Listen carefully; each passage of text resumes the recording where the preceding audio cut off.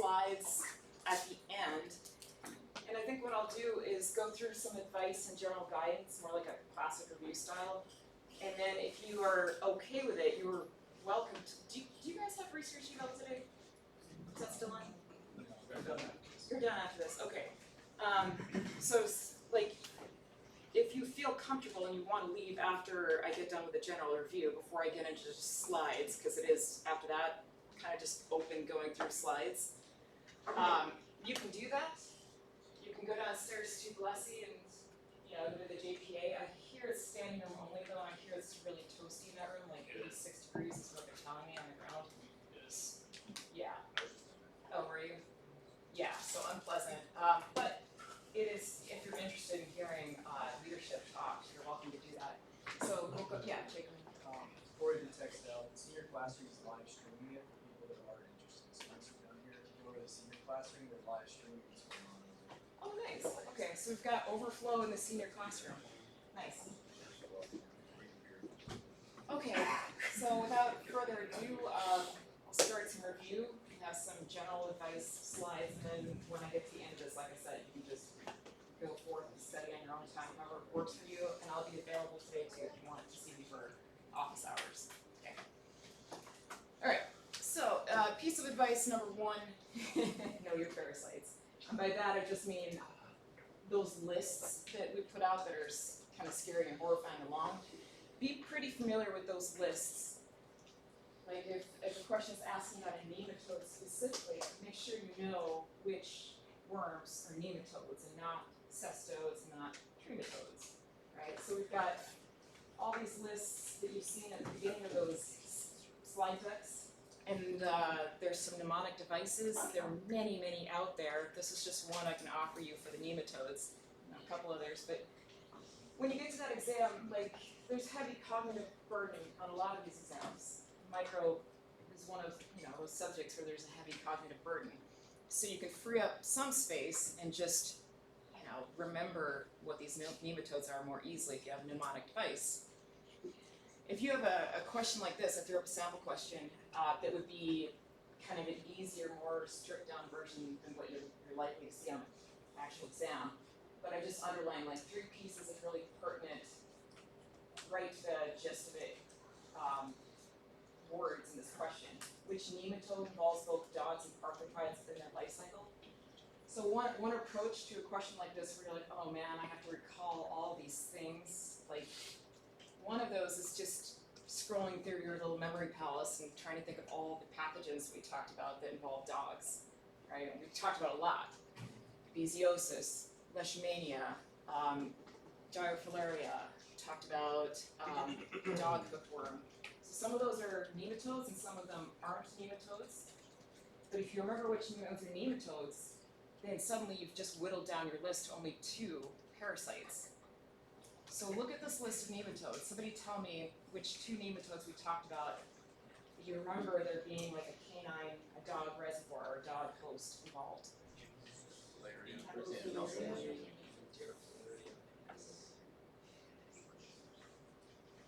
Which 2? Dirofilaria, Emidus, and the other one was? A Brazilians, yeah, Ancylostoma brazilians. Those 2 were the 2 we talked about. So there's 2 out of those 3 pieces of information. You still need to satisfy one, otherwise you have 2 right answers potentially.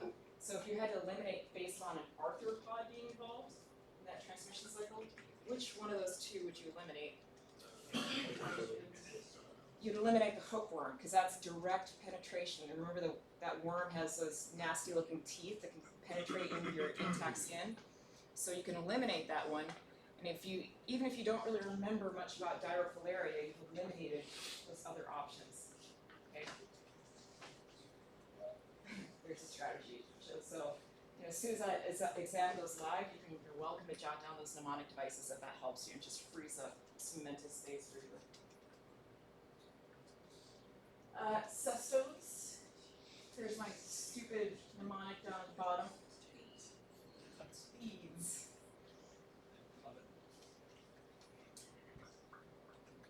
Trematodes. When will you PCS friendly freshmen? super lame.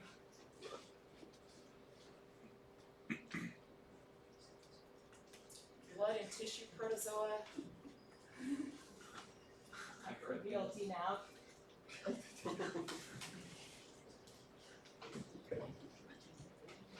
And I don't have any for the intestinal protozoan, so if somebody comes up with a good one, let me know. I'll use it for other semesters. All right, piece of advice number 2. We've seen this slide before. We talked about it in the Sesto deck when we were talking about, actually, let me get to that later. But it's a clinical vignette that we've seen before. There's a lot of sentences, there's a ton of information.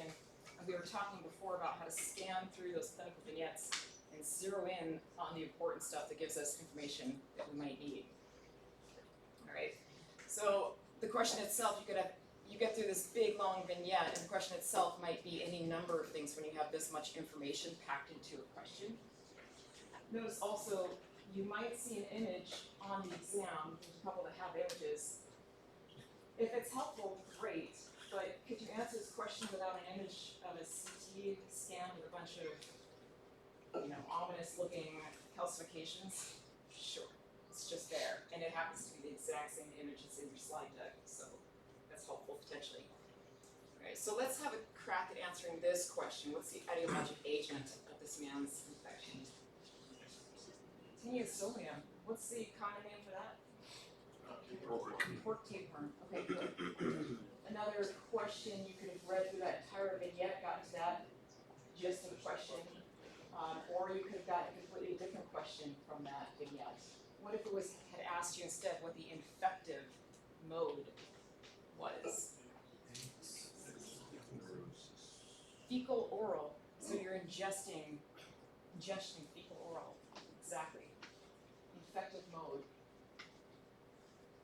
And then what stage of that Teniasolium cestode would you actually be ingesting fecal oral product? The eggs, exactly. So if we had talked about the different presentation with Teniasolium, first of all, what is that different presentation?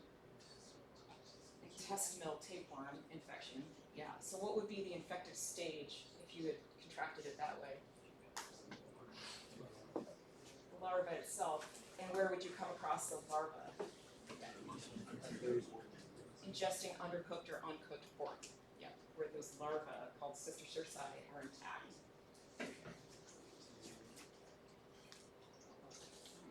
So eggs, infective stage. Okay, and then one more question you can derive from a big long vignette like that. What's that condition called? Neurocysticercosis. And if those larvae had just lodged in muscle tissue instead, cysticercosis without the neuro in front of it. So neuro is when they go up into the brain, those larvae exist in the brain.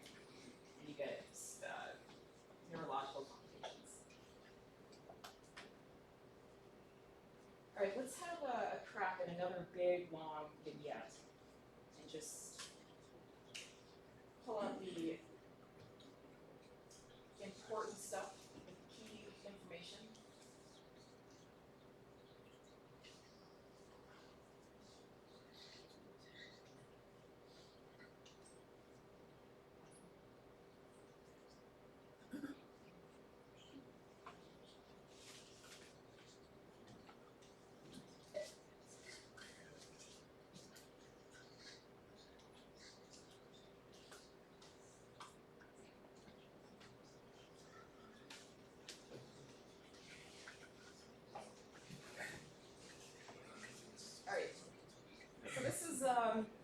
Piece of advice number 3, make sure you're actually answering the actual question.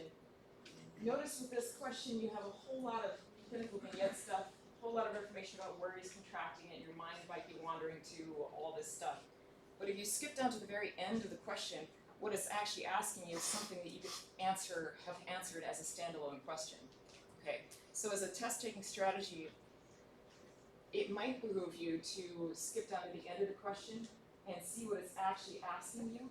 And then if you have enough information, maybe do like a quick summary answer of that, and then go back later if you have more time and review it to make sure you're absolutely sure. But this actually actual question, you don't need to know anything about his age, you don't need to know anything about his pathology, because the actual question is telling you that he has Plasmodium falciparum, right? So what is the question actually asking you? Yeah, it's asking you to interpret the significance of ring forms in a blood smear. Had it been up to this point, then all of a sudden it asked you what the species of Plasmodium was, then what types of information in this vignette would have been helpful to you? Location. Yeah, location, Southeast Asia. Unfortunately, Southeast Asia is one of those places where you can get Valley, Vivax, falciparum, potentially Knowlesi, and malaria. But yeah, potentially location is usually pretty helpful. What about this presentation? If you have like uncomplicated malaria, what are those symptoms of normal malaria? What you guys think?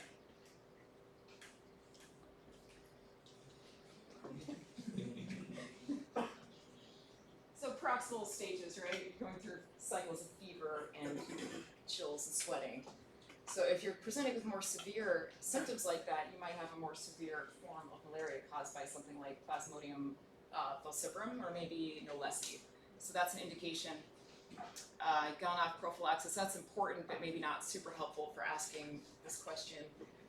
And then you get down to it and the question starts giving you hints about what they're actually seeing on the thin smears. So the applique form that was distinctive for falciparum, large number of ring forms within the erythrocytes, that's distinctive for falciparum and maybe Knowlesi. So all those pieces of information come together, but you don't need them at the end because it's just asking you what is significant about the ring forms. So have a crack at it, look at those 5 options, and what do you think?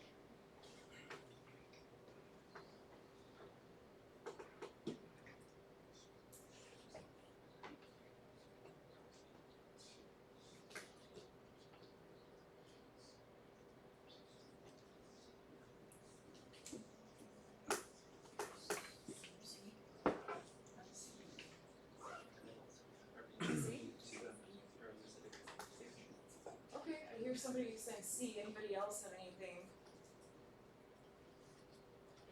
Okay, let's look at A, the first one, most infectious stage to humans.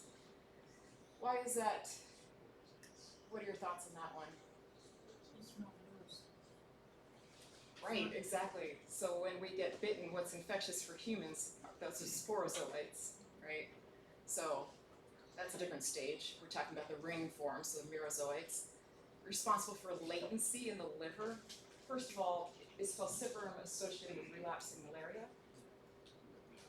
No. What 2 species do we talk about that are associated with relapsing malaria? Vivax and Ovale. So they're talking about hypnozoites in the liver, this dormant stage, so that's not right. Second one's not right. We'll table C and come back to that, because that is right. D are only visible in individuals with acquired immunity to malaria. Kind of has nothing to do with anything. It's neither here nor there. So it's one of those distractors that has nothing to do with the question.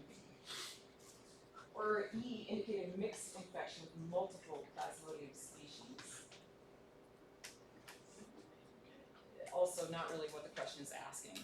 It's asking that you just know what ring forms are. So the correct answer is it represents the early intra-erythrocytic stage of parasite development. When those merozoites first infect the erythrocytes and get in, they're in that ring form, the big vacuole in the center there. Okay. All right, piece of advice number 4, eliminate incorrect choices. Some of the most dangerous questions on the exam are the deceptively easy ones where you're not given a lot of contextual clues to fall back on. And perhaps you get a question where you're like, oh man, I don't remember that organism at all. I don't think she even mentioned Buchareri bancrofti. I have no idea what that is, right? So you might be reading a question like this and you might be forced more than you'd want to rely on process elimination. First approach is there anything in the question that allows you to eliminate some of these? So it tells you that it's looking for a nematode. So you go through that list of parasites. Anything that's not a nematode? You guys see anything that's not a nematode?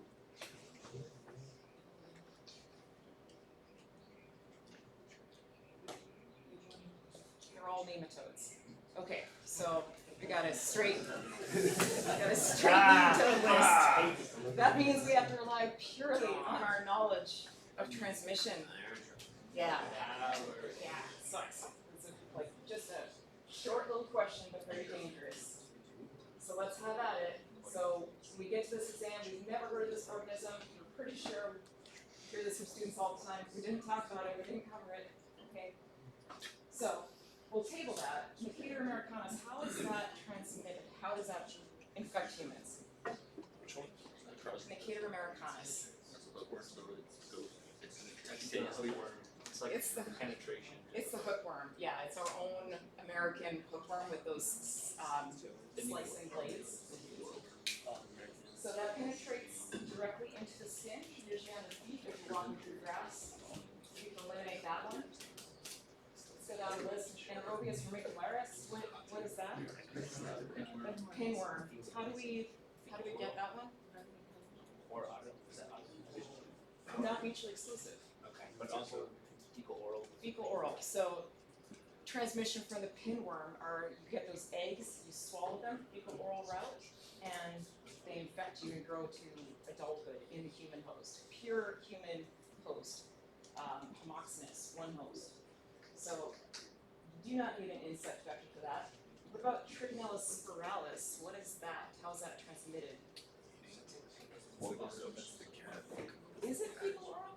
That's the cat eating the mouse. Isn't that the cat eating the mouse? You're close. It's about predation. You're getting warmer. Is that the pork worm? Walruses, polar bears, wild boars, carnivores. Exactly. So you get it by eating uncooked or undercooked meat. Yeah. This is the one that when you ingest it, you can get these larvae that insist in your muscle tissue and nerve cells and can stay there for years, causing you like muscle pain, myalgias, things like that. So different route of transmission there. And then Strongyloides circularis. You guys remember how you get Strongyloides?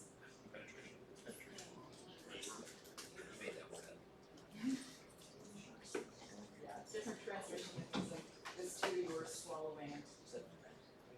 So, process of elimination, right? You've never heard of Eukaryote Bancrofti? Well, you have. We went over it in lecture, of course. Of course. But it's a filarial worm, and you contract it with a bite of a mosquito. So that's a good technique if you have no idea what the question is, or what some of the answers are.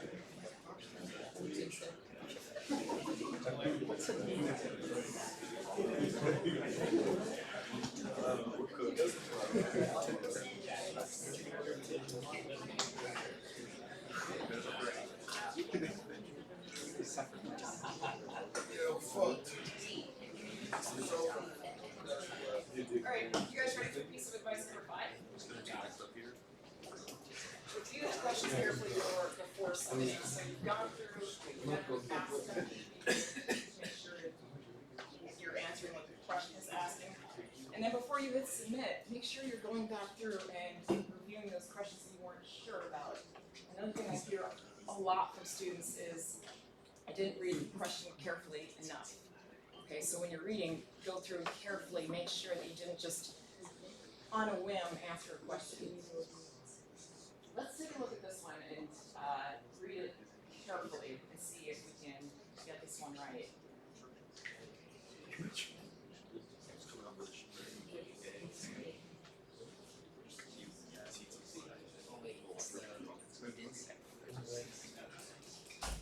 So, how's our process of elimination on this one?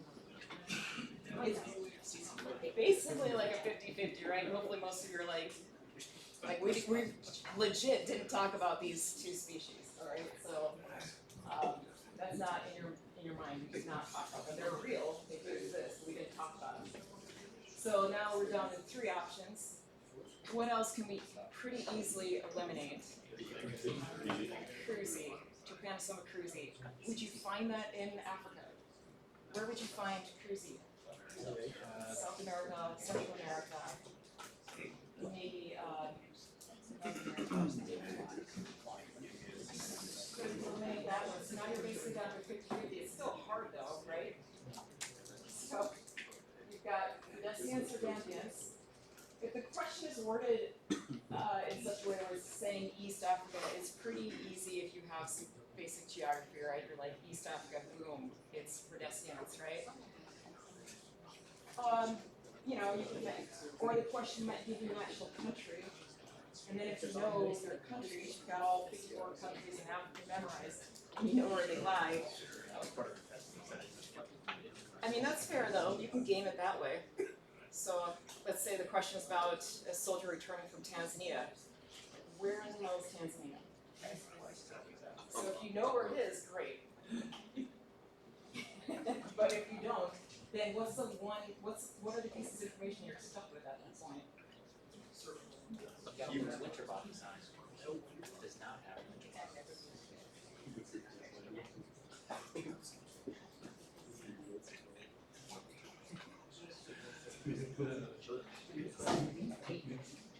Probably the single strongest hint in there is what?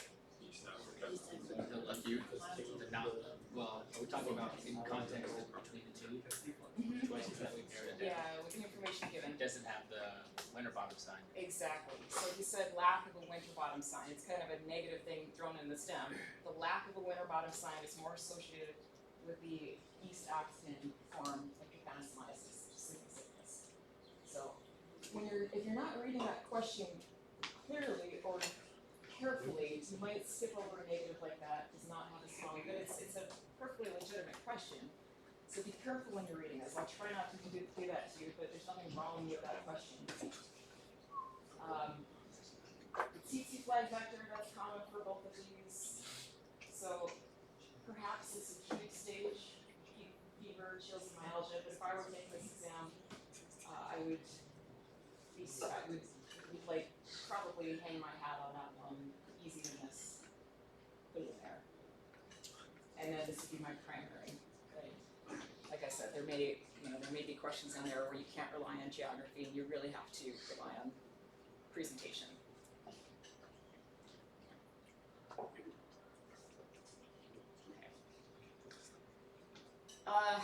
Then that's it for those pieces of advice, okay? So I have a couple slides from the first deck. I've got one slide from the last deck about ectoparasites, but most of the exam is really focused on those middle four decks. So you've got cestodes, trematodes, you've got nematodes, you've got intestinal protozoans and urogenital protozoans, and then with deck 4, you've got those blood and tissue protozoans. Focus most of your efforts on those, but also don't completely ignore the first and the last deck either. Stuff like this is good. It's a good primer for your understanding, your base knowledge. That's why we have an introduction for parasitology, so we are familiar with terms like this and concepts like this. Also, as you're studying, some of you already noticed this, but these categories for host types, for example, are not necessarily mutually exclusive. So you could be an accidental intermediate host. You could be a dead-end host, and something else in some other category. A couple of examples there. We talked about, do you guys remember talking about Spirometra mansoni? The snake tapeworm. Okay, so that's a cestode, it's a tapeworm. If we get infected with that tapeworm, if humans get infected, what's the presentation like? Do you get like an intestinal tapeworm? No. You get those nodules, subcutaneous nodules all over your skin. Yeah, so, and sometimes piercing in the eye too, depending on the route of entry. So you are not a definitive host. It cannot get to where it needs to go in your body, and so it stays in your skin until it dies, basically. What about, you guys remember when we talked about cercarial dermatitis? What genus? Schistosoma. Okay, so those were non-human schistosomes that we could come into contact with, and what kind of circumstances? when we're in the water, we're swimming in water, generally that's infested with those snail species, but do we have to come into contact with snails themselves? No. No, snails are just the intermediate hosts.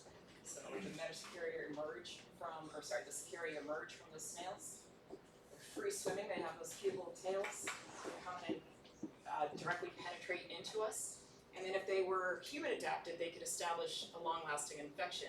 But with Cercarial dermatitis, those are species that are not human adapted. So you're a dead-end host, and they will eventually die in you.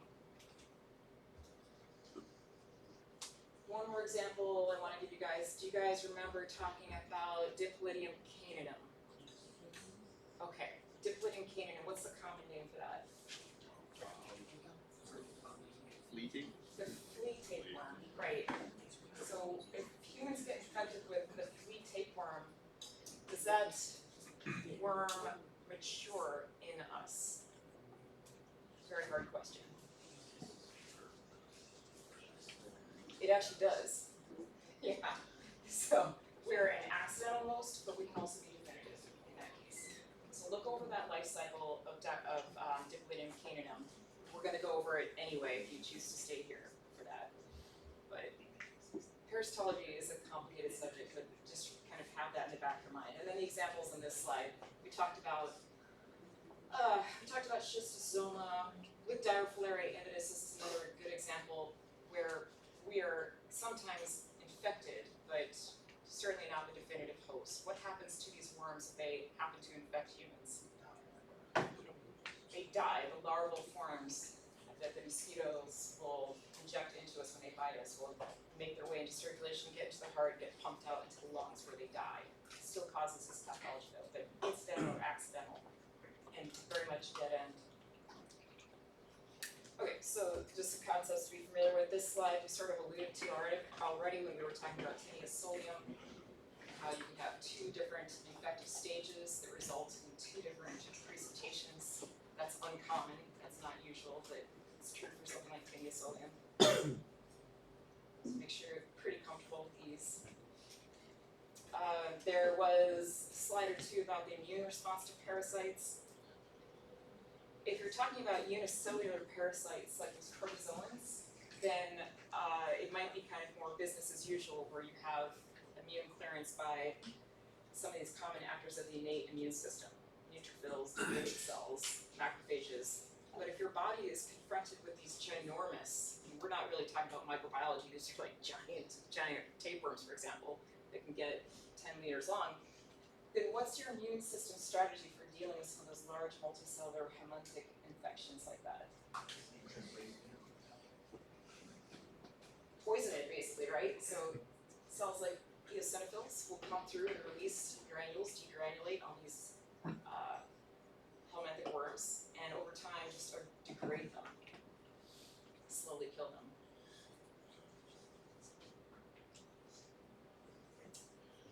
Also in that intro deck, we talked a little bit about some things that are important, just for you guys as providers to know that if you do have a patient and that patient has diarrhea, particularly if it's like super lipidy or watery, and you're trying to, or you suspect they might have a parasitic infection, that there is a very short window of time for which you can get that specimen to lab and have them diagnose certain specific protozoan stages. Which one of those stages would you be worried about losing if you go over that 30-minute time period? Trophozoite. Yeah, so in that trophozoite stage, there's a couple slides that talk about trophs versus cysts, but trophozoites are those really delicate forms that need to be in good, safe environment in order to replicate and feed. You go over that time period with a stool specimen, most of those will transform into their cyst stage in order to survive. You can think of the cyst as almost like a sort of force field that protozoan has in order to allow it to survive when conditions get rough for it. Okay. Also, if you suspect your patient has a parasitic infection and you submit a stool specimen to the lab doesn't, let's say the lab doesn't find anything in an O&P exam. Are you just going to give up and walk away? What would you do? collect more stool samples, right, on at least 2 more days. So collect stool samples on 3 different days and submit, because some of those infections are intermittent. So they'd be releasing, especially protozoans, cystitrophs be intermittently found.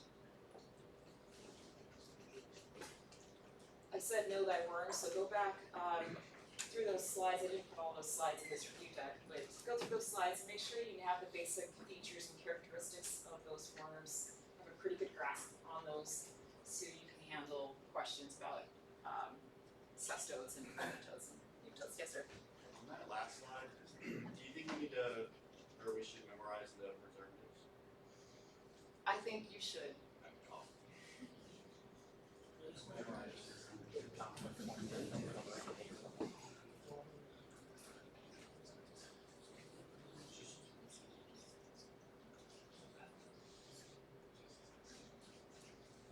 And this is actually in the second deck now, so this is on Cestode's deck. Said that I would let you guys go unless you optionally wanted to stay here. We could actually go through slides together, but for those of you who want to jet, you were free to do so. Otherwise, I've got about 55 slides that I pulled for you. Okay, so feel free to get up and leave. I'm just going to drive on, okay? Let's talk about some structures in a tapeworm and kind of knowing what they do. Say you have a patient with a tapeworm infection, what would you find in their stool specimen? Like, what would be some diagnostically useful pieces of that?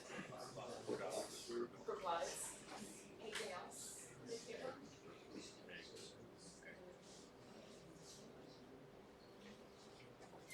Without the head, so we'll talk about that scolex. So, what is a scolex, first of all? Exactly. So it's what it's using to stay in the intestines. If it becomes unlatched, it's not going to be able to stay through any other mechanism. So the scolex itself, the head of it, if you see that, it's probably game over for that tapeworm.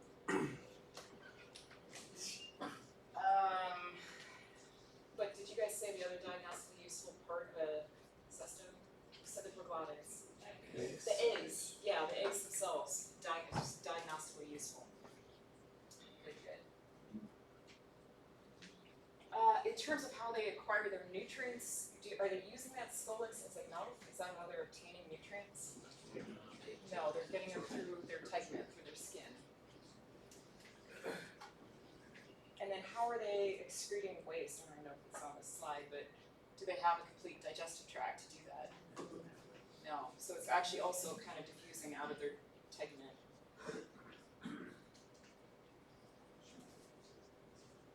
All right, kind of gone over this organism a number of times, but just kind of making sure you understand these 2 different infective stages. The diagram on the left here is showing a form that would result in what kind of disease? Intestinal actiniasis. So what would be the signs and symptoms if somebody's infected with a pork tapeworm? Malnourished. Diarrhea, maybe some cramping going on, yeah. What is this worm eating as it's taking in nutrients through its skin? Is it like going after your blood? Is it going after a tissue? Or is it going after What you're food you're eating? Yeah, so you're not going to have a lot of significant pathology. You're the definitive host. So it's there to be there for the long haul. It's going to set up camp for years and years with minimal damage to the host. Maybe just some light symptoms. The other form here, this is the one we talked about already in this vignette, but you can certainly transmit it fecal-oral route, poor sanitation, and you get these eggs released from those proglottids, get ingested accidentally, they contaminate food and water. You can auto-inoculate, there's no reason why these can't come out of your own body and you ingest them again. So either to others or to yourself.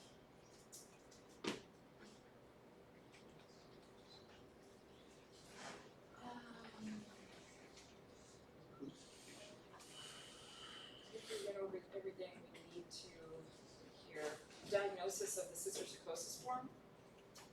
Are you gonna see anything in an O&P?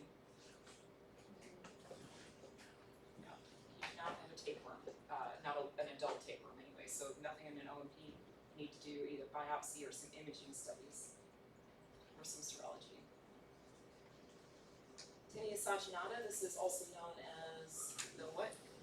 Beef tapeworm. Good. Only one presentation, that's the classic intestinal tineiasis form. Is that egg distinguishable from Tinea sodium? No, not distinguishable. But the proglottids are. Diphyllobacterium latum. Not that you would see the scolex, but the scolex is different. It doesn't have those stellum on it. It has those double grooves, two grooved scolex. Are you the definitive host? You very much are, yes. So you are a normal host. This matures into adulthood in your intestines.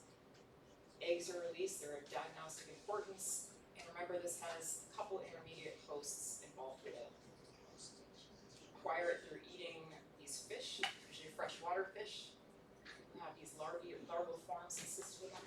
The symptomology is pretty much the same as with the other tapeworm infections that we talked about in the last two slides, except for one noticeable difference. What would be significant?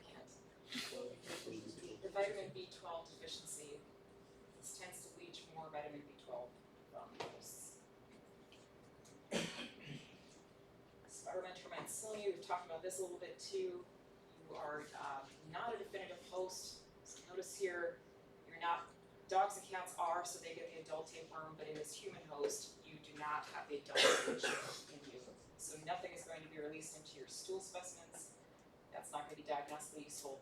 And the presentation here, again, is usually these nodules that form in the skin with these tiny, tiny ribbon-like white worms that come out. Can occasionally get into places like your eyes and in the brain. Chronococcus granulosis. Definitive host for this. Dogs, yeah. Dogs and other carnivores. And then the sheep are intermediate hosts, exactly. So if we get infected, which of those two do we more, like, which presentation do we have more similar presentation to? It's horrible wording. Are we more like the sheep or are we more like the dog? We're like the sheep, thank you, yes. So what happens to the sheep and what would happen to us?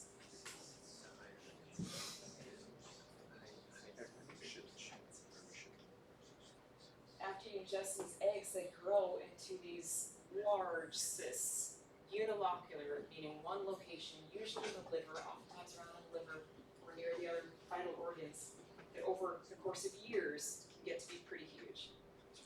Couple threats there, you get compression of vital organs sometimes if those cysts remain intact. Or the bigger threat is if something were to puncture those cysts, then what can happen? All sorts of bad things.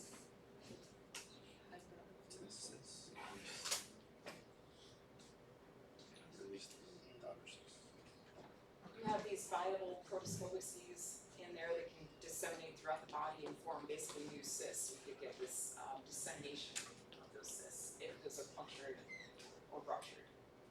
You can also get anaphylaxis because of the liquid inside of that cyst is just filled with parasitic components that would cause anaphylactic shock. Chronococcus multilocularis, multiple locations and much smaller cysts. This is when you really, really are an aberrant host. So these cysts, they're called velar-like cysts. They're tiny, tiny little cysts. They're invasive, they're infiltrative, they can get into organs, cause organ failure and disruption. Very, very serious disease. These normal hosts it's associated with has a sylvatic transmission cycle. Usually it's just well maintained between foxes, dogs, cats, etc., and the rodents that they prey upon. So cysts, except for the cysts that form in us are aberrant cysts, infiltrated.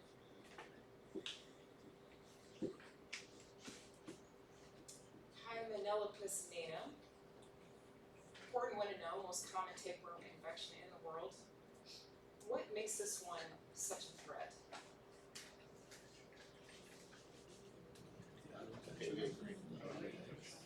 Auto-infection, yeah. So it's really strange, but these eggs that you release, they can be ready to infect. They can go through these intermediate hosts that can amplify them and cause further transmission problems because they can get into our brain stores and then we adjust in that way. But it's not strictly necessary. So it's kind of like the worst of both worlds for us. But when we do get them, the disease that cause are generally just a normal tapeworm infection. You are the definitive host, so they are maturing to adulthood in your intestines.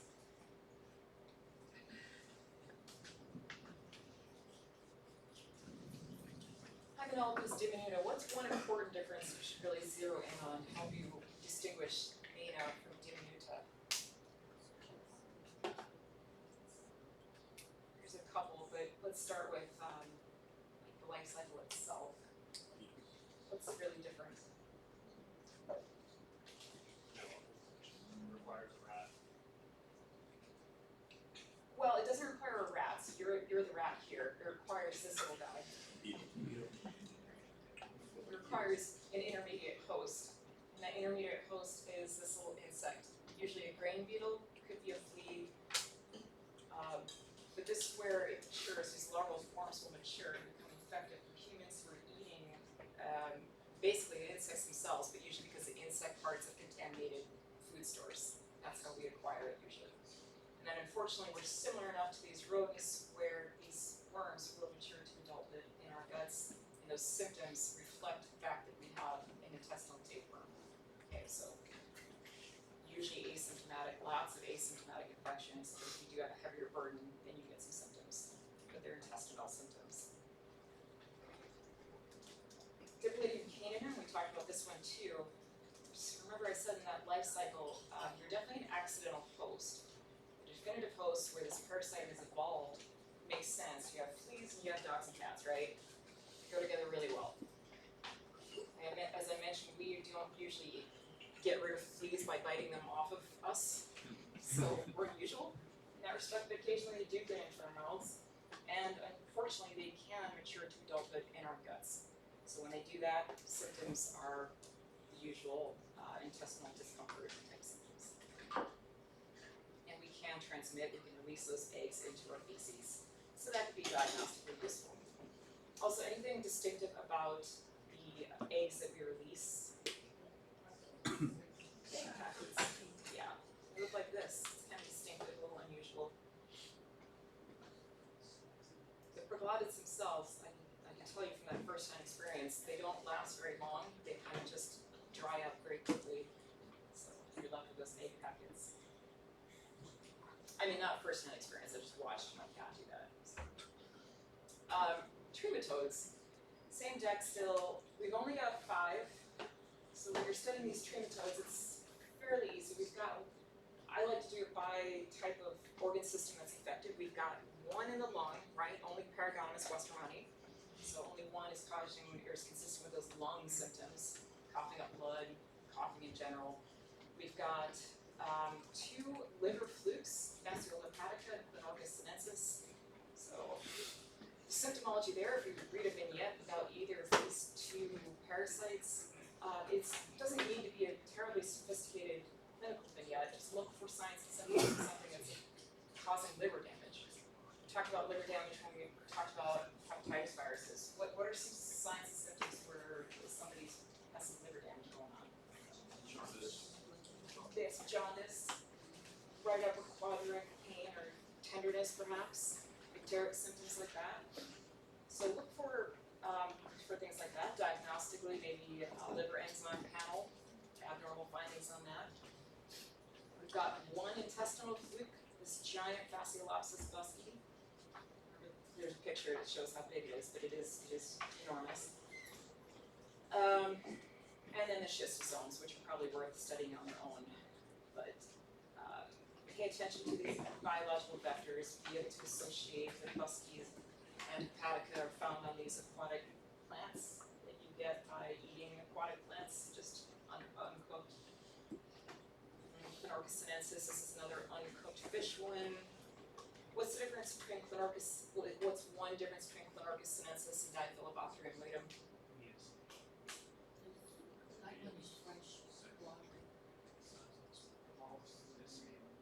That has a snail intermediate host. Yeah, like a bunch of things. Like in fact, the only commonality is that they both involve undercooked or uncooked fish, right? But Diphyllobothrium latum, that's a tapeworm. Clinorchus sinensis, that is a trematode. It's a fluke. Okay, so it has that intermediate host, just like all the other trematodes do.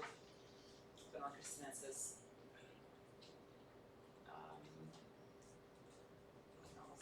Paragonymous westerly. The crabs and crayfish, remember these are not fish, these are crustaceans, they're decapods, I guess, but don't get this one confused as a fish intermediate host.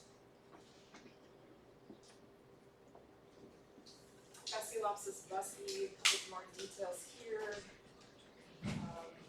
We said that this was an intestinal parasite. So when you're studying this, make sure you associate these symptoms with intestinal problems, diarrhea, abdominal pain, malabsorption syndrome.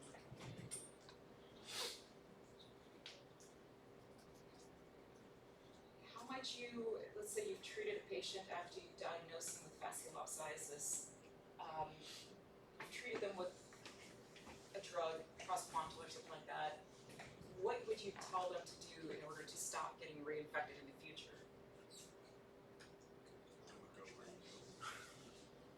A good practical advice for such a patient as this infection. Stop eating the water chestnuts. Yeah, don't eat water chestnuts anymore. Don't eat aquatic plants. Raw. I mean, cook them, I guess, but not right out of the lake. Not in one of these endemic areas. Okay, similarly, Fasciola hepatica, very similar name, similar acquisition, encysted larvae on aquatic plants, but different pathology. So make sure you associate these pathologies together. Hepatica, it's in the name, liver. Also remember the association with sheep because it's like sheepatica, but that's helpful. But again, like when you look at these symptoms, there's a lot of details here which is intentional, so this will be useful as you progress in your careers. But basically at this level, as freshmen, before we've had pathology in any of the ologies, just know that it's causing liver damage. Look for basic things about liver damage in these questions. Clinorchus sinensis, we talked about that, uncooked fish. If I bolded something on a slide, make sure you associate that as well. This has an association with bile duct cancer.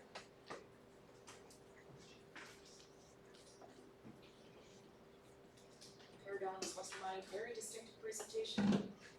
Is the fact that these adults will mature and take up residence long-term in the lungs. So as they do that, particularly if you're a heavy burden, you get some really dramatic symptoms, blood-tinged, rusty sputum, you can cough up. You can find those diagnostically useful eggs in the sputum or in the feces.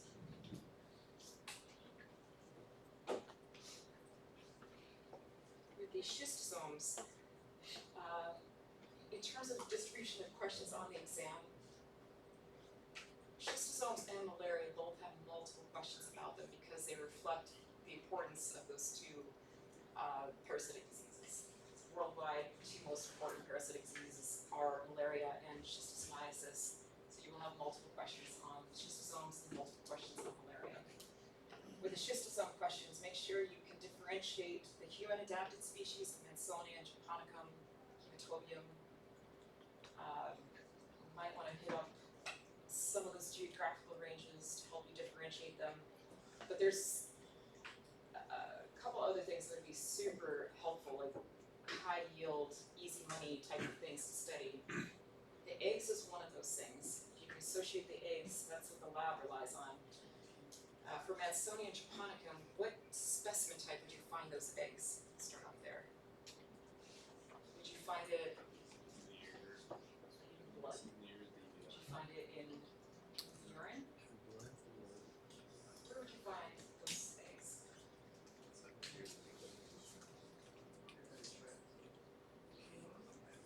In the liver. Stool. Yeah. So this would be in stool. In Dinnerford japonicum. So in those stool specimens, this is intestinal schistosomiasis. You'll find these in stool, maybe not in huge numbers, but in those endemic areas, this is what you look for. And what's distinctive about this particular species? About the egg that you The terminal, it was not terminal, the spike is like really big. Yeah, the large lateral, the pronounced lateral spike. This guy right there.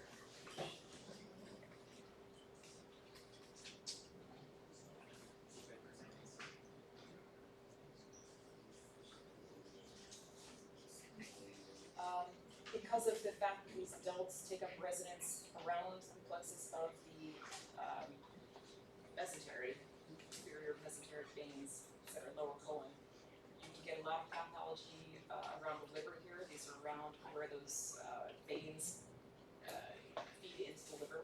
So you get fibrosis in that tissue.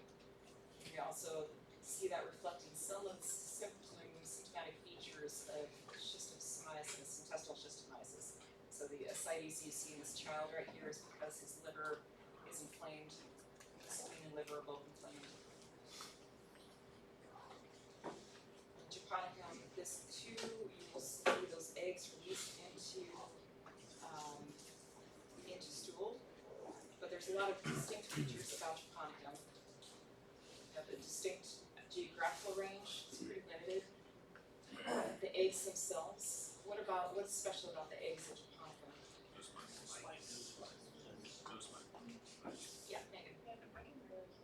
Oh, I'm sorry, I'll try to speak up. What, you said spikes or no spikes? No spikes. No spikes, yes. No spikes, and what else is distinctive?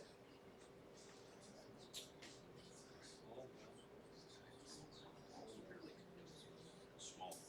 Small. Yeah, they're smaller than Mansonia. They're smaller than hematobium eggs. And they are round. So those three features, the fact that there are many of them, they are round, and they have no spike, means that they can be disseminated and go places that these other eggs can't. And then that has consequences for the pathology. You can have these end up in your brain, they get taken up into circulation, they can land in your brain. You don't usually see that with the other species of schistosomes. So that's unique to Japonicum, and it's because of the eggs that the adults are producing. The adults will live in the superior mesenteric veins around the small intestines, but you'll still find some of these released into stool as well. Just know that that pathology reflects the eggs themselves. With schistosoma hematobium, which specimen type would you find this species in? In the urine, yeah. And then the types of symptoms you would associate with schistosoma hematobium. Painful urination, blood in the urine, things like that. Bladder cancer is notable, especially in some parts of the world where this is hyperendemic. In terms of the egg morphology, anything special about this egg? One bar. Yeah, terminal spine. Exactly. It's got a spike on these bones, so like, Hematobone. I'm out of bones, looks like bloody bones. Rectal, Yeah, that'll work.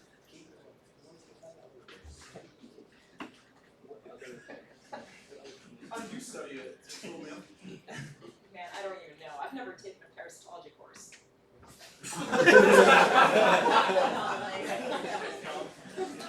That's awesome.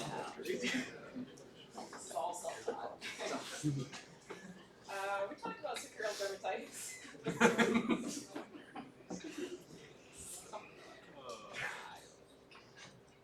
It's like being on a bus when your driver is like doesn't have a driver's license. Oh man.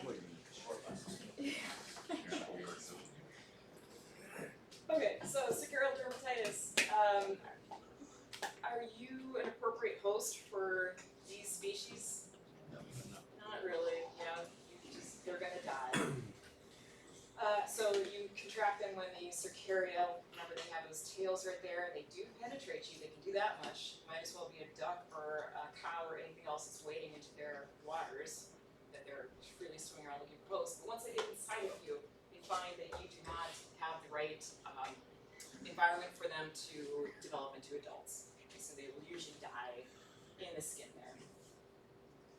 And in the meantime, you're going to be miserable with this very intense pruritus.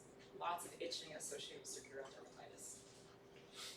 For prevention, of course, you can stay away from swimming in general, but this is mostly kind of a worldwide problem. Wherever there are snails in the water, there's potential for different Cercaria schistosome species. So when you get out of the water, if you towel off quickly, that can help a little bit sometimes, remove some of those Cercaria so they don't penetrate you. Towel off quickly, remove some water, but Alright, moving into the third deck, we're into nematodes now. The nematodes, we started with Anaerobius formicularis, the pinworm infection. A couple notable things with the pinworm infections. Symptoms that we associate with this infection. What would be one of the main symptoms we would associate? Yeah, good. Okay, so perianal itching, very good. Could be asymptomatic or you could have that itching. Very, very common. Wouldn't be surprised if you guys encountered this one in your careers. What's something else that is notable that we always want to kind of foot stomp when we're studying? Autoinfections. The ability to auto-infect, yeah. So the eggs that the hosts release can be infective if they contaminate food or water, or if they get on your hands and your hands go in your mouth. That can be another way. Ascaris lumbricoides causes ascariasis. This is one that we saw that video of a hyperinfection where the intestines had tons and tons of worms. These are big worms. If they get to have a heavy worm burden, you can get things like obstruction, so remember that. But definitely associate Ascaris lumbricoides with those big nematodes in the intestines. As with a couple other nematode infections, it has a migration phase where it has to go up through the lungs, and it spends 10 to 14 days there, so up to a couple weeks there. And you do get occasionally some symptoms associated with damage to the lungs. Pneumonitis, and then this Leffler's syndrome, which is an allergic response to those worms going to the lungs. Transmission here. Ingestion of contaminated food or water, or geophagy, eating dirt, which occasionally sometimes kids do. It's been associated with kids eating dirt, but more often than not, these mature eggs will get into food and water supplies when you ingest them accidentally. Whipworm infection, this is another one that we saw a video of. Totally different morphology than Ascaris. Remember, those are teeny tiny little worms that coil up and can cause injury to the intestines. We saw that hyperinfection. Very common ingestion route, very much the same as Ascaris lumbricoides. In terms of the presentation, this is also maturing in your intestines, so those severe symptoms would be reflecting of the fact that it's doing damage in your intestines. And remember, like we saw all the bleeding around those latch sites, those little tiny worms, so you can actually see blood coming out in stool specimens. Patients who have heavy infections like this.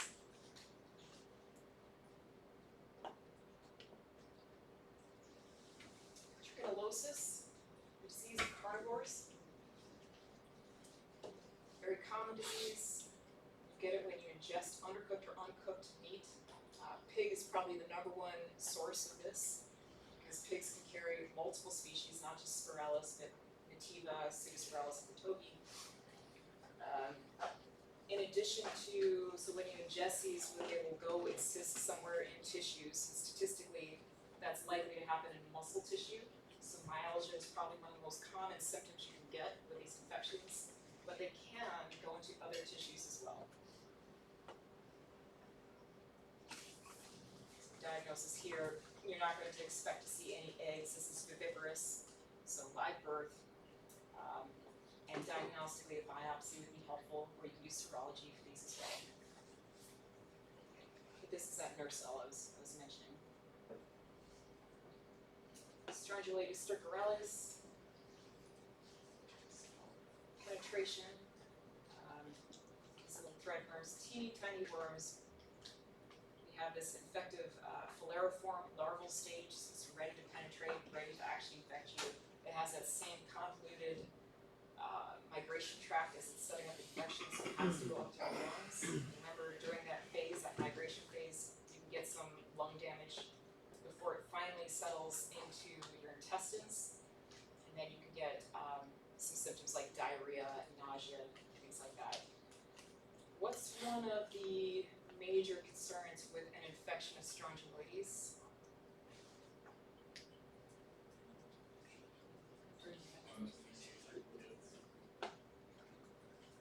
Immunocompromised. How about hyperinfection?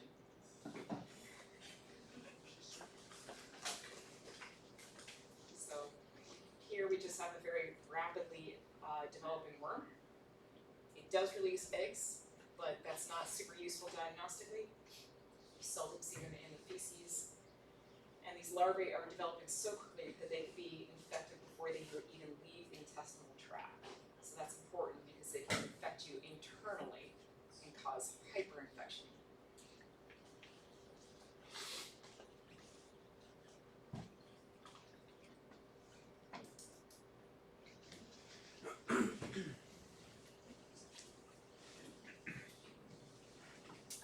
Question for you guys actually before I move on to the next slide.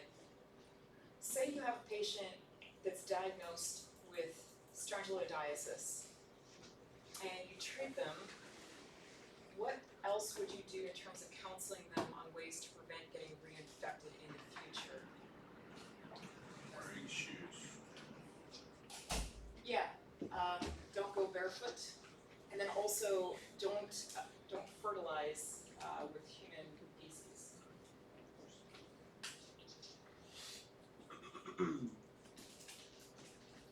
Ditto with these guys, with the human hookworms.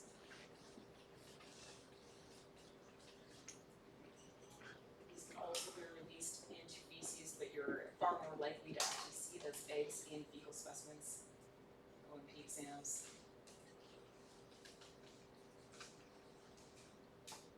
Route of entry for Ancylostoma duodenale indicator narcomus. Penetrating the skin. Penetration of the skin. And is that with the adult form, eggs, larvae? What's penetrating the skin? Larval forms. Larval.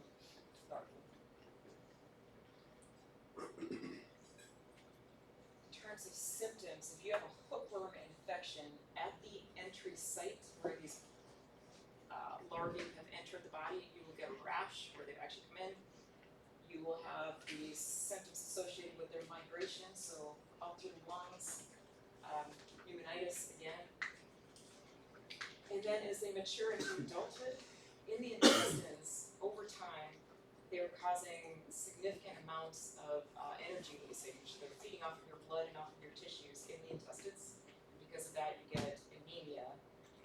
Sort of watched that video from the Rockefeller Institute that showed anemia in those kids with long-term frequent re-exposure to this hookworm.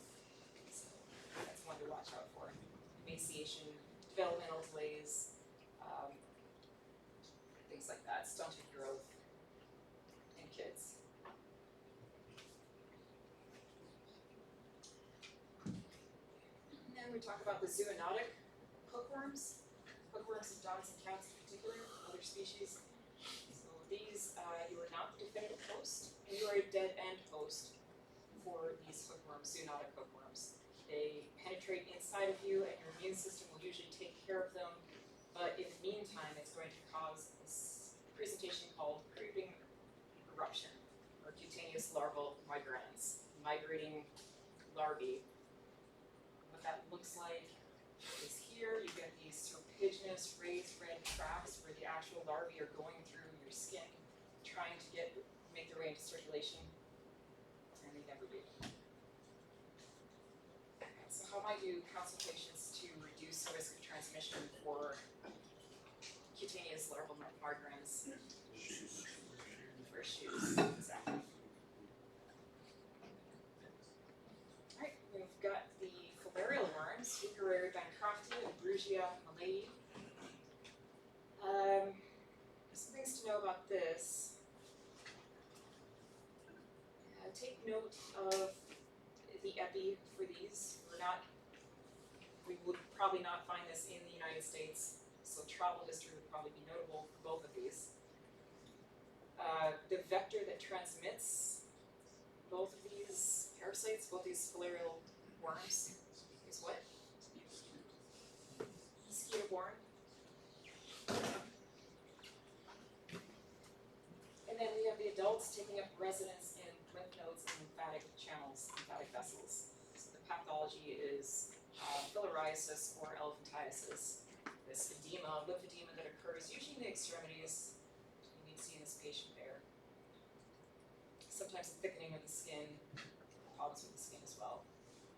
For diagnosis, beyond presentation, this would probably be a pretty clinically apparent case of filariasis. How else might you diagnose a patient who had filariasis due to Euchera bancrofti? What else could you do?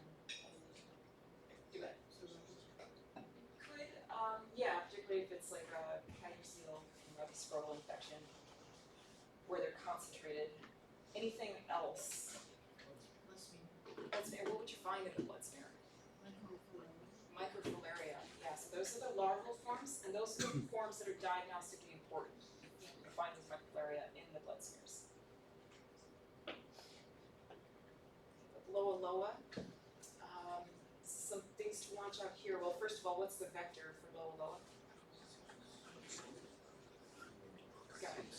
Rhizops fly, a biting fly, transmits the larvae to humans.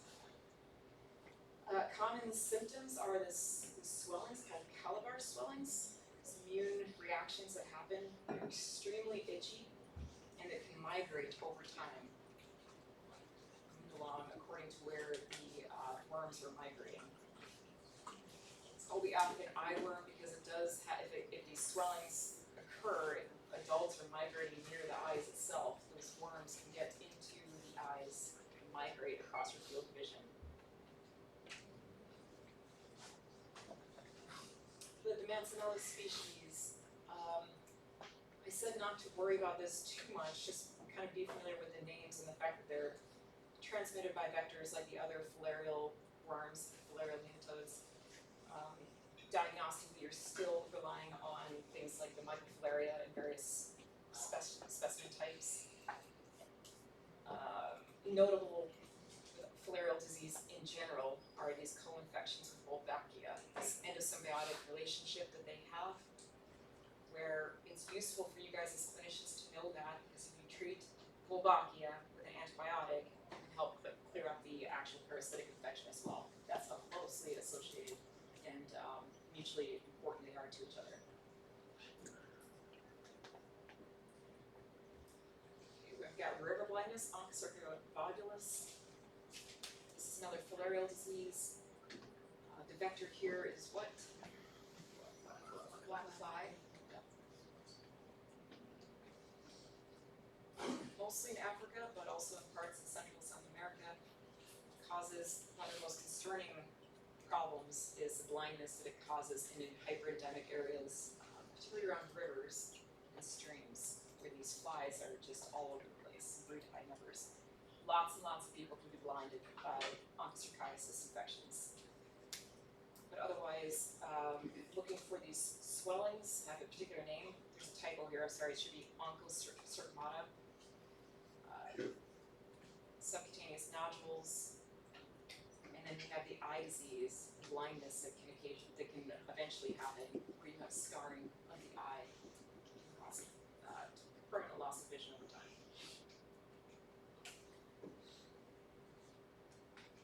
The last nematode in that deck is the dog heartworm, Dirofilaria immitis. We talked about this, and we talked about the fact that normally this parasite is maintained between dogs as the definitive host and mosquitoes as the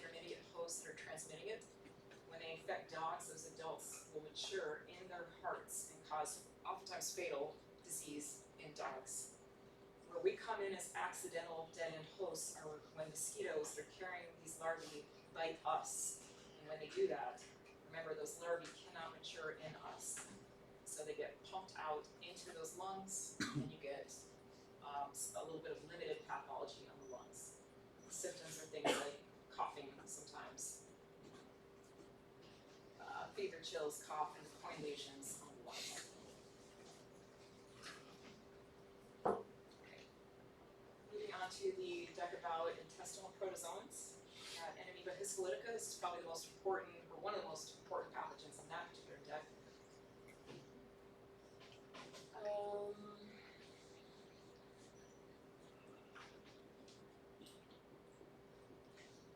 So, can cause a lot of intestinal infections, a lot of asymptomatic cases.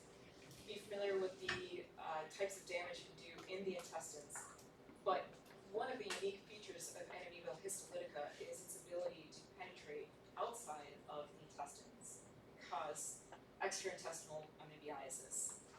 What was the first or the top number one organ that's affected by extraintestinal amoebiasis cases? The liver, exactly. But other organs can be affected as well.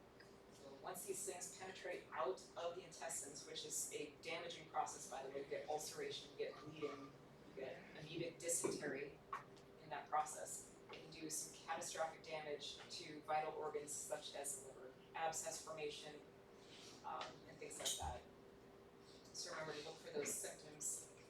And then diagnostically, you would be looking for, you could still find them in the stool if there are amoeba in the intestines, or you can do an aspirate of the liver itself, get that dark anchovy paste liquefied liver specimen, or you would also find feeding trophozoites in that specimen type, diagnostically useful.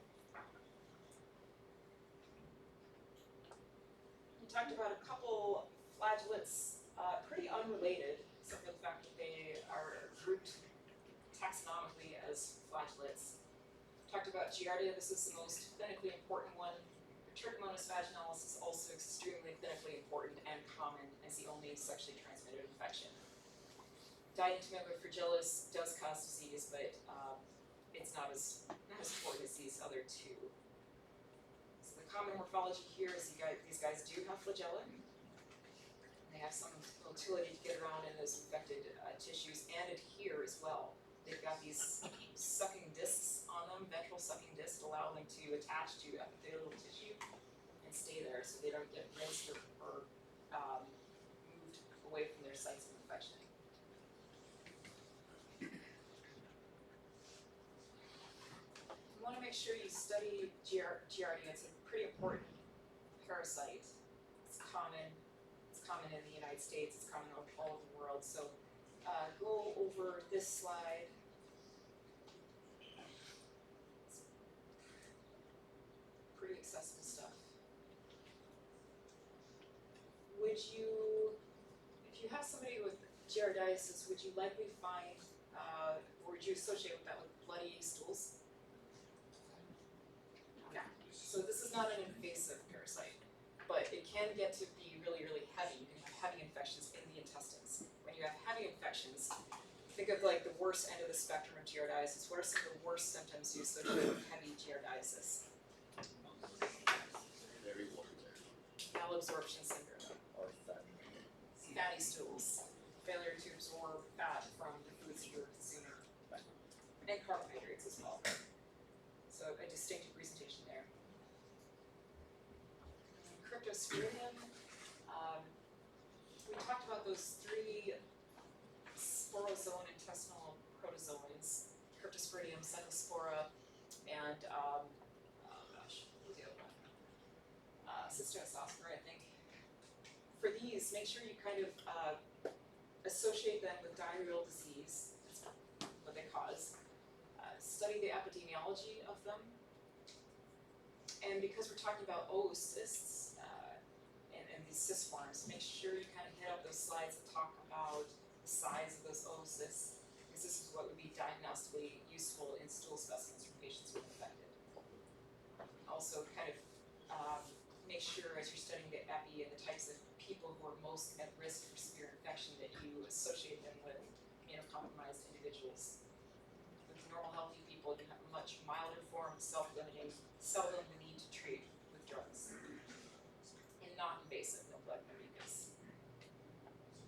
Also with Cryptosporidium, remember that this has an outbreak potential. We do get outbreaks all the time, especially in the summer months. Big outbreaks of cryptosporidiosis populations could be associated with pools, could be associated with contaminated water, municipal water, things like that. So remember that. Cyclospora cayetanensis, similar in a lot of ways. The morphology of the cyst is a little bit bigger, so remember that. And then it has this association also with outbreaks. In the US we get a lot of outbreaks too, but the association here is less with water and more with contaminated produce. And the produce itself is oftentimes contaminated when humans are defecating in fields that are growing these crops that we consume. It's very difficult to wash off Cyclospora cayetanensis oocysts from this infected produce, things like basil, cilantro, berries, things like that, so you get big outbreaks. Moving on to malaria. By the way, guys, if you need a break, of course, take a break. We're getting close to the end, though, so. With Plasmodium life cycle, a couple features. I tried to make the slide as accessible as possible, but you do need to kind of have a good grasp on the fact that the form that infects you in that initial liver stage, that exoerythrocytic stage, are these sporozoites. So this is what is being transmitted by those mosquito vectors. And then after they're done amplifying initially in those liver cells, then they enter the erythrocytic stage. And at that point, they're merozoites. Those merozoites, when they start infecting red blood cells, they go through those three diagnostically useful stages: ring, troph, and schizont. We had a bunch of slides that talked about what's happening at each of those phases, so you might want to hit that out. That was what that practice question was about, making sure you know what's happening during the ring stage, so you could see another question like that. I remember I told you I never had a parasitology class, but just a quick aside, he did, when I got to Madigan, got seated in front of a microscope and told to review malaria slides all afternoon. The person who told me to do that had no idea what the biology was of those various diagnostic stages. They're just sitting there trying to identify that's a troph, that's a schizont, that's schizont of vivax, and it's very frustrating if you've ever had a similar experience because you don't know what the significance of these things are. It's much easier to kind of know what's going on. I had no idea anything about Plasmodium species. So it's good to have this knowledge with you at this point. You're going to be medical professionals. It will help you diagnose and treat patients if you have more in-depth knowledge, and it ultimately saves, I think, time down the road as well. So these three stages: ring, troph, schizont. What happens after at the end of the schizont stage when you have red blood cell packed with 832 schizont or merozoites? What happens? It ruptures and it releases what form? Merozoites. Okay, so each one of these merozoites get released from these ruptured red blood cells and go off and infect new red blood cells. And then in terms of the pathology, we talked about paroxysmal stages of malaria. What is coinciding with the patient presentation and the release or rupture of these red blood cells? That's when you hit the fever, right? The fever stage occurs coincidentally timed with the rupture of red blood cells. End of the schizont stage. So yeah, again, just review those three slides about what's happening in those diagnostic stages. With the gametocyte stage, remember that this is kind of the outlier in that a lot of these merozoites do not differentiate into this gametocyte stage. The ones that do are the ones that are destined to be picked up by mosquitoes. So this would be the infected form for mosquitoes. The gametocytes themselves, remember what this name means. It has to do with preparing for that sexual reproduction that is characteristic for sporozoans.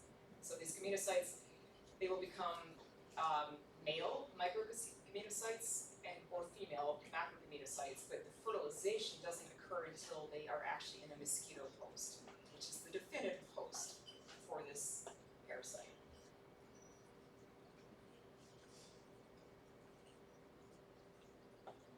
Okay, and then we have a couple slides about these individual species. I told you there would be multiple questions about Plasmodium, so kind of go over the diagnostic features of Falciparum and Vivax and Ovale. With Falciparum, what are some key diagnostic features that you would look for?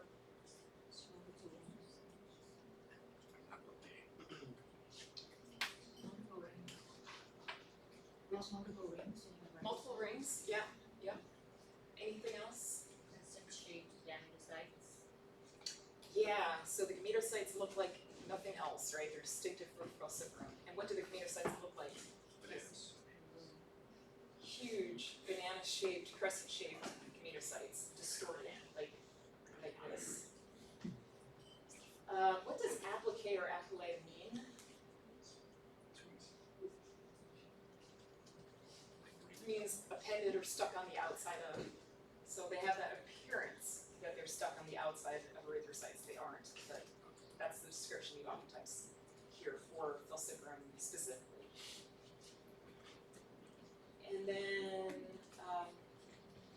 don't have this slide in the review deck, but also make sure you hit up the severe complicated forms of malaria associated with Plasmodium falciparum and hit up like the reasons why you get severe malaria associated with falciparum. What's one of the reasons why you get severe malaria falciparum? Yeah, so those myrizoids can infect young erythrocytes, old erythrocytes, middle age, all ages. Good. Anything else that contributes to this pathology of severe malaria?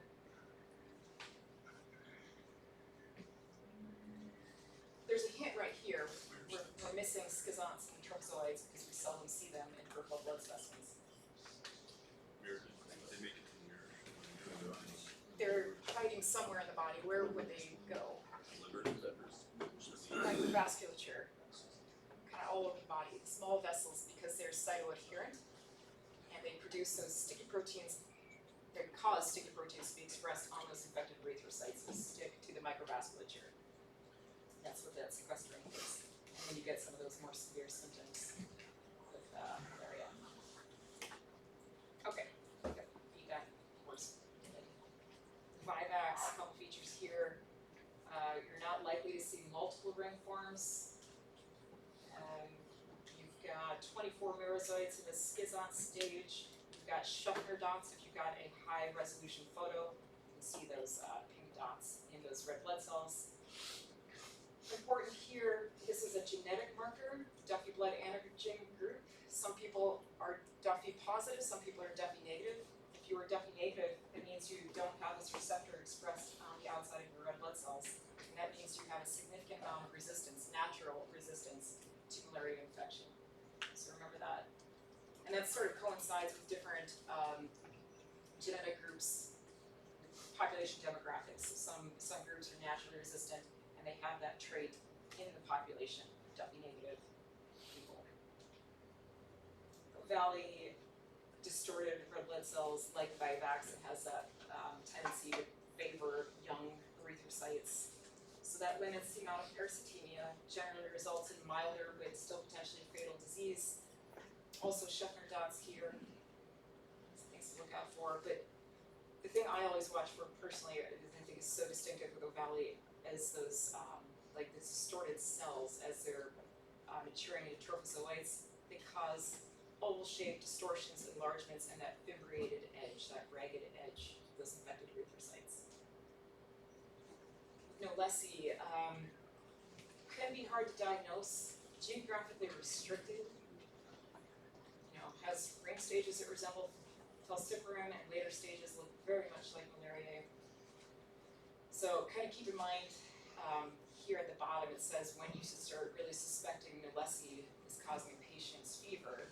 High levels of parasitemia because there's no favoritism for any particular stage in red blood cell target.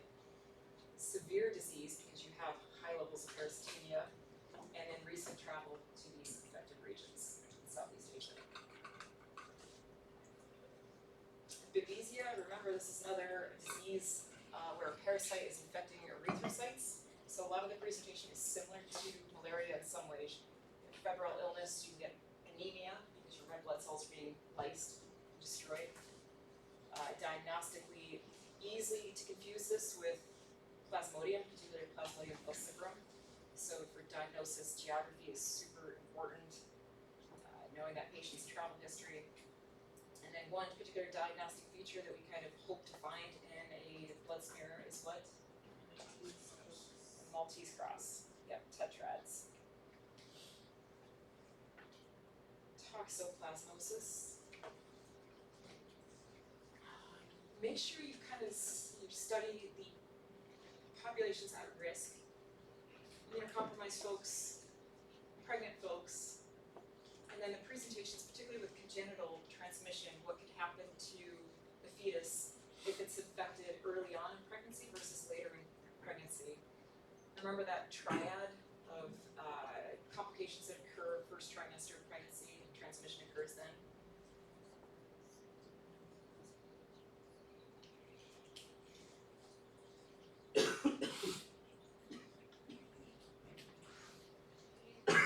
Leishmaniasis. You might have a couple leishmaniasis questions. So be able to distinguish these three different forms we talked about, cutaneous and visceral leishmaniasis. The presentations, it's pretty clear on the slide what those presentations are. The transmission for leishmaniasis, what's the vector? The sandfly.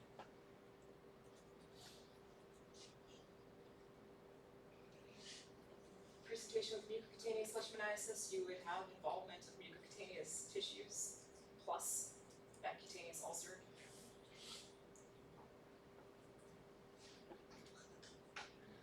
Study rhodesians and gambians. We want to study which one is more common. The tsetse fly vectors, same for both, but the feeding habits of the vectors in East Africa versus West Africa have significance for how common the disease is. So with rhodesians, the reason why it isn't that common is because the tsetse flies tend to feed on livestock. With gambians, it's more common in human population because those tsetse flies feed on people. So that's big. And then the symptoms themselves, kind of compare and contrast which one has a longer progression, which one is shorter. The awareness that sleeping sickness, you get weird, aberrant sleep patterns that start developing, and then a general deterioration of mental capabilities, cognitive degradation, deterioration. Usually fatal if not treated. Chagas disease. The geography is important here. Remember, this is New World, Western Hemisphere. Transmission mechanisms here. What's the primary transmission? Light and defecation of a reduced bug. So it's actually being transmitted through the feces of this reduced bug into an open wound in its host.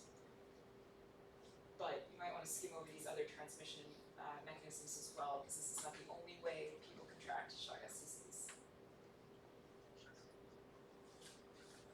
And then the disease itself, some things to look for with the clinical presentation. Shigomas at the bite site. And also, if people do not resolve the infection and they aren't killed during the acute phase, look over the chronic phase as well. What can happen years down the road without any apparent symptoms. You can get things like megacardia, megaesophagus. It can start manifesting as rapid onset heart failure, irregularities, EKGs, things like that. Megaesophagus, that would present with things like difficulty swallowing all of a sudden later in life, determinate Chagas like that. And that's pretty much it. Do hit up that enteroparasite death a little bit, just make sure you can tell the difference between infestations with lice and bed bugs and the mites we talked, scabies, Demodex. That's pretty much it. Any questions, any things I can clarify? And we'll be around, like I said, if you guys want to talk today.